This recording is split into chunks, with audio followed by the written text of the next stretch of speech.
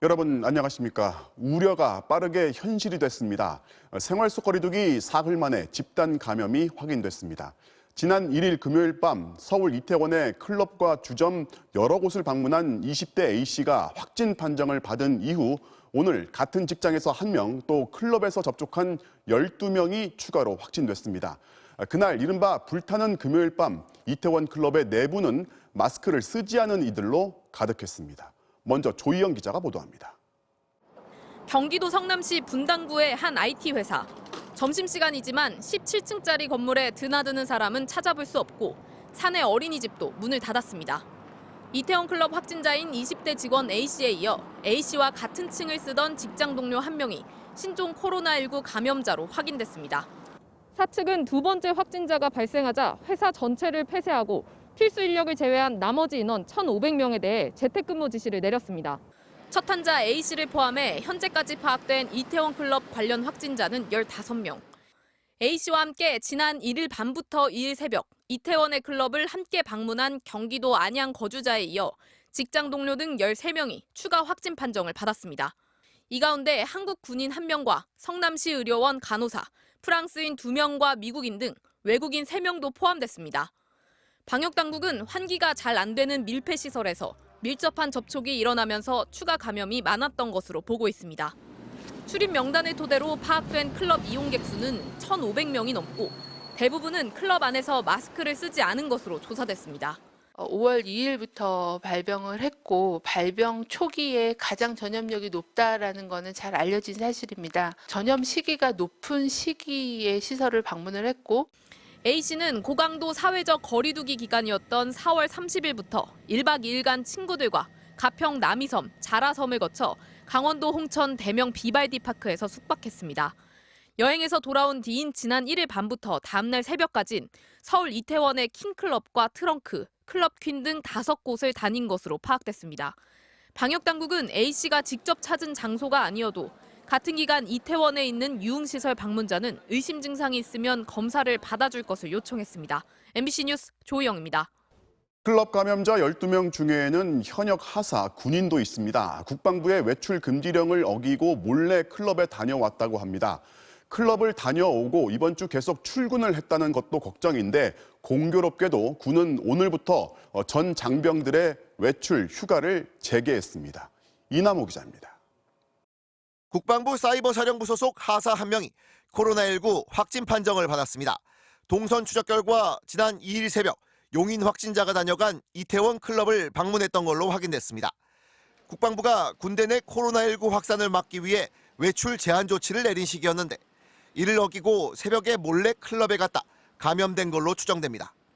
지난 5일 첫 증상이 나타나 병원에 갔고 6일에는 출근을 했는데 각 부서를 돌며 소방시설 점검 등을 수행한 것으로 드러나 사이버사령부 전체에 비상이 걸렸습니다.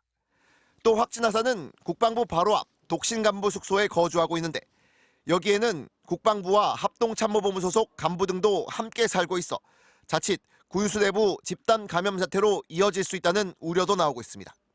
현재 접촉 가능성이 있는 장병의 이동을 제한하고 각 시설에 대한 방역 조치를 시행했습니다. 군사 대비 태세 유지에 지장이 없도록 만전을 기하고 있습니다. 공교롭게도 군내 확진자가 발생한 오늘 국방부는 76일간 유지해온 장병 외출과 휴가 제한 조치를 해제했습니다. 지난 2월 22일부터 계속된 고강도 통제로 장병들의 스트레스가 심해졌다는 판단 때문입니다.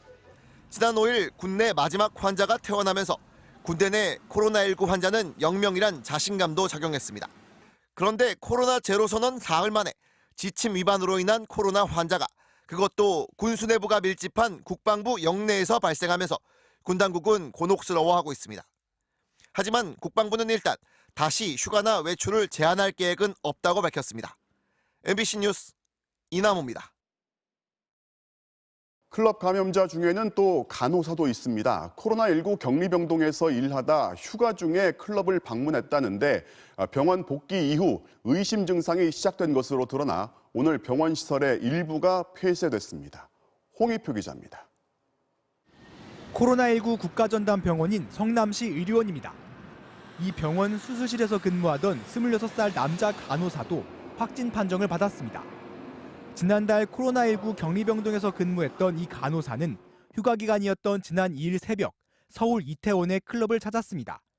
그곳에서 첫 확진자 A씨와 접촉이 있었던 것으로 추정됩니다. 그리고 지난 6일 병원 수술실로 출근한 뒤 인후통 등의 증상이 나타나 코로나19 검사를 받았습니다. 검사 결과 어제 오후 6시쯤 확진 판정을 받고 국가지정 병상으로 이송됐습니다. 간호사가 확진 판정을 받으면서 현재 성남시 의료원 측은 병원 건물 3층 수술실을 폐쇄한 상태입니다. 성남시 관계자는 확진자인 간호사는 수술실에서 일해 병원 내부 이동 동선이 많지 않았고 그동안 수술이 필요한 환자가 없어서 환자와 접촉은 없었다고 밝혔습니다. 그날 근무한 직원들 CCTV를 돌려서 확인해보고 있는 단계고요. 병원 관계자는 수술실에 상시 근무하는 의료진 20여 명에 대해서는 검사를 마쳤고 일단 자가격리된 상태라고 전했습니다. 이들 의료진에 대한 검사 결과는 이르면 오늘 밤 나올 것으로 보이는데 보건당국은 자칫 병원 내 집단 감염으로 번질 가능성에도 대비하고 있습니다. MBC 뉴스 홍익표입니다. 걱정스러운 건 해당 이태원 클럽이 신천지 대구교회나 서울 구로 콜센터와 닮았다는 겁니다. 일단 밀폐된 공간에 사람들이 밀집해 있다는 공간적인 특징도 있지만 방문자 대부분이 마스크를 쓰지 않았던 점 또 자발적으로 신원을 밝히는 걸 꺼릴 수 있다는 겁니다. 신정현 기자입니다. 이태원 확진자가 이번에 들렀던 클럽의 내부입니다. 좁은 공간에 수백 명이 모여 먹고 떠들고 춤을 추는 사이 모르는 이와도 수시로 신체 접촉이 일어납니다. 2m 거리 두기는 먼 얘기. 상담원들이 다닥다닥 붙어 앉을 수밖에 없었던 구로 콜센터처럼 밀폐되고 밀집된 구조입니다. 시끄러운 음악 속에서 대화하거나 술을 마시는 사람들은 마스크를 쓰지 않고 있습니다. 역시 마스크를 쓰지 않고 고객과 통화했던 콜센터와 같은 상황입니다.